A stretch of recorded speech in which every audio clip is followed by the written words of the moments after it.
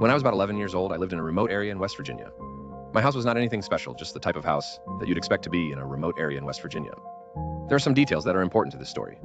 One, we had a fireplace above it hang a fully operational M1 Grand. We'd use it to hunt sometimes. Two, the house had just 3 rooms, which were all on the same floor: a living room, kitchen, and 2 bedrooms. In one room slept my parents, and in the other slept me and my older brother. Now that that's out of the way, let's get to the story. It was a hot summer day. Me and my brother were playing in the fields when we heard a weird noise coming from the old barn at the edge of the oak forest. He told me to go get the gun. While I was running home to get the gun, I saw a man in long black trench coat and a fedora standing in the field looking at me. It could have been a scarecrow, I'm not sure. I went into my house, grabbed the gun, ran back to my brother.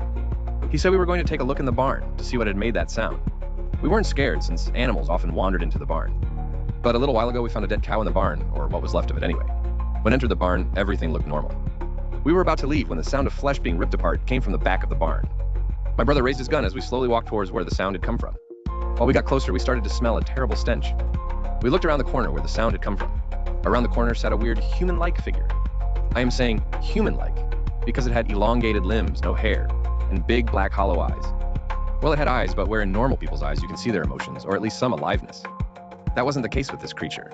It was feeding on flesh. I was unable to see of what animal because it was mangled and ripped apart. The creature growled at us and prepared to attack. My brother pushed me aside and fired a shot at the thing.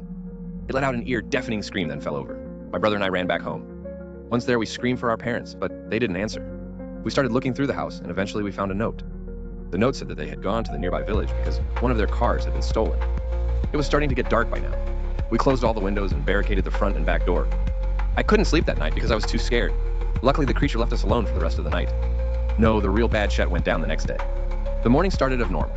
We ate breakfast and began to disassemble the barricade we had put up at the front door. Our parents weren't back yet, so we decided to go to the village and see if everything was all right. As we walked to the shed where my brother's motorcycle was stationed, we noticed that something was wrong. We couldn't say what, but something was most definitely off. We opened the shed and almost threw up. Blood and guts were everywhere, and my brother's motorcycle lay there in pieces together with bones, human bones. What appeared to be legs, to be exact.